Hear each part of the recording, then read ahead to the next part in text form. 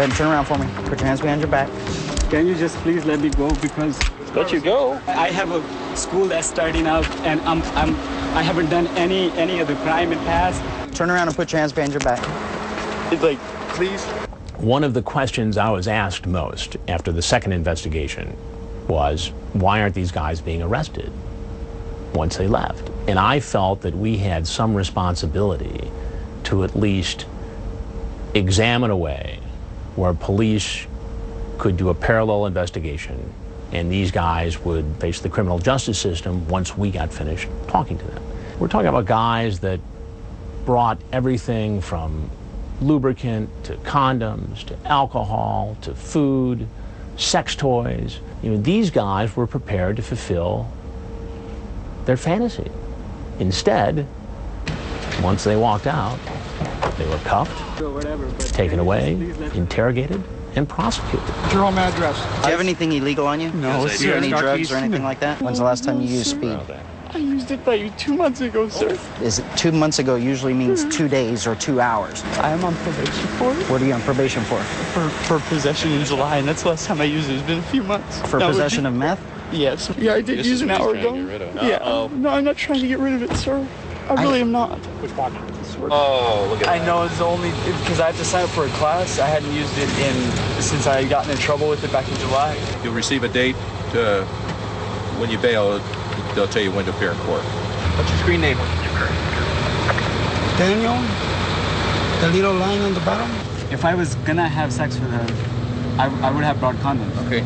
It doesn't look good for you because you're lying the whole time. We already have what you said. So when you say, wait, let me finish. When you say the whole time that all this was for was to come meet a girl to play video games, that's a lie, see? You're talking to this girl about doing all kinds of things. Okay.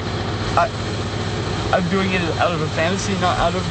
How can it be a fantasy when you send a picture of your penis to her? I said, are the sex fixed? And she said, okay, 12 years old. The girl's 12 that you're talking to. Once the men were arrested, they were taken to a makeshift booking area where they were interviewed by detectives. We were able to videotape that entire process, but I didn't get a chance to see it until afterwards. And it produced some compelling moments. I mean, especially when it came to, for instance, the man who is an agent with Homeland Security. He showed up while they were arresting somebody else. So they had to grab him in the street. I never got a chance to talk to him. His interview with police was very telling. My father was a police officer. I was a police officer. I worked for the Department of Homeland Security. Okay. I understand you guys have a job to do, and I'm not trying to tell you anything else other than that. I swear to God, as God is my witness, I'm wearing a St. Michael's medal right now. Okay. I was not going to do anything with her. May the good Lord upstairs strike me dead. I had no intentions on doing anything with that young girl at all, period. I swear to God. So you could sit here and tell me that you didn't have any intent to have sex this time? Okay, I can believe that. But I'm telling you, I don't believe it that you didn't intend to have sex at some point with this girl. I swear to God, sir, I was not. It would have happened. Sir, okay? I swear to God it was not. You know what? I guarantee you, it would have happened. You're no different. All right? Sir, I'm not. Every guy, first time, third time meeting, fifth time meeting, it would have happened. Because you meet the first time, it's going to happen. There's no reason to meet at all. And reality sets in, dude. Look, yes, reality sets in right when I stepped out my front door. You're right. It did. Yeah, it did. And you're exactly right. That's where the crime occurred.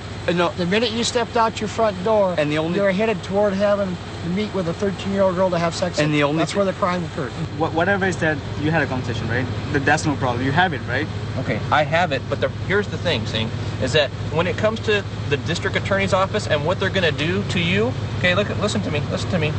What they're going to do is that they want to see if somebody is sorry for what they did, if they know that they made a mistake and they owned up to it. But if you sit here and say, all we talked about was going to play video games, then guess what? They know that Singh is lying. You have the right to speak with an attorney and have him present before any questioning. If you can't afford to hire an attorney, one will be appointed to represent you before any questioning if you wish. Do you understand these rights? Yes. Having these rights in mind, do you wish to talk to me?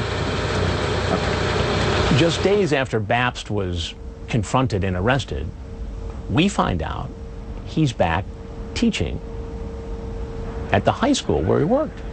And somehow this slipped under the radar of authorities who didn't immediately report this to the school.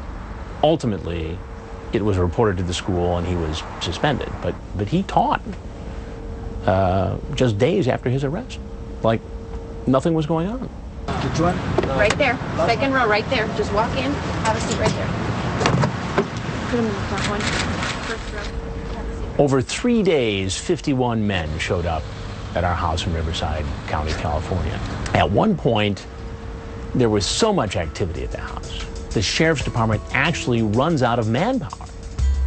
They didn't have anybody available to make the arrest. After we did the first investigation, I thought maybe we'd do one more and that'd be it.